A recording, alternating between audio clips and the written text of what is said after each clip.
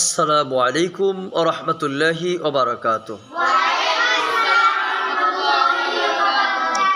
আলহামদুলিল্লাহ আলহামদুলিল্লাহ ওয়াহদা ওয়াসসালাতু ওয়াসসালামু আলা মান লা নাবিয়্যা বা'দা আম্মা বা'দ আউযু বিল্লাহি মিনাশ শাইতানির রাজীম বিসমিল্লাহির রহমানির রহিম ওয়ারাত্তিলিল কুরআনা তারতিলা ওয়া ক্বালা আন-নাবিয়্যু সাল্লাল্লাহু আলাইহি ওয়াসাল্লাম খৈরুকুম মান তাআল্লামাল কুরআনা ওয়া আল্লামাহু।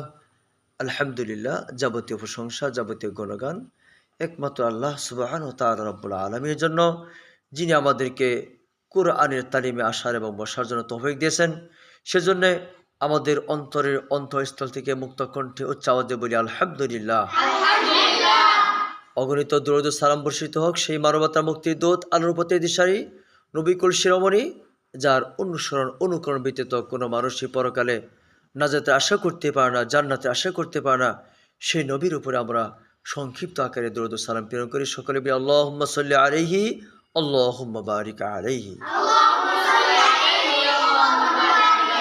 প্রিয় ছাত্রগণ, তোমার সকলে কেমন আছো?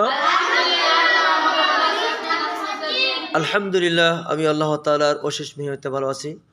আজকের কোরআনের তালিমে তাজবিদের ক্লাসে আমরা সূরাতুন নাবায়ের ৭ নম্বর আয়াতে কী কী তাজবিদ আছে আমরা ইনশাআল্লাহ জানবো, শিখবো ইনশাআল্লাহ। আয়াতটি হচ্ছে আউযু বিল্লাহি মিনাশ শাইতানির রাজীম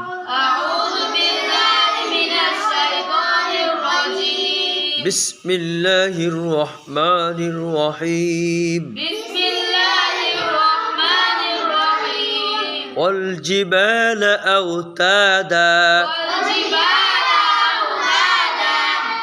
প্রত্যেকটি শব্দে শব্দে কি কি তাজবিদ আছে আমরা জানবো, শিখবো ইনশাআল্লাহ।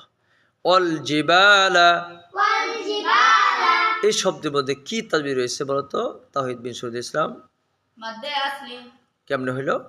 এখানে জবরের বাম পাশে খালি আলিফ মাদের হরফ হইলে তাহার ডান দিকের হরফে হরকতের সঙ্গে মিলাইয়া এক আলিফ টানিয়া পড়িতে হইবে।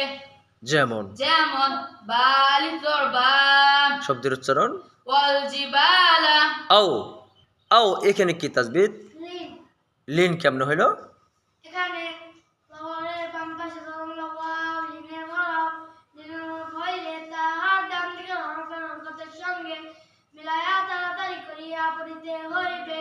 যেমন আলিফ ওয়া আও তা দা, এখানে কি তাজবিদ?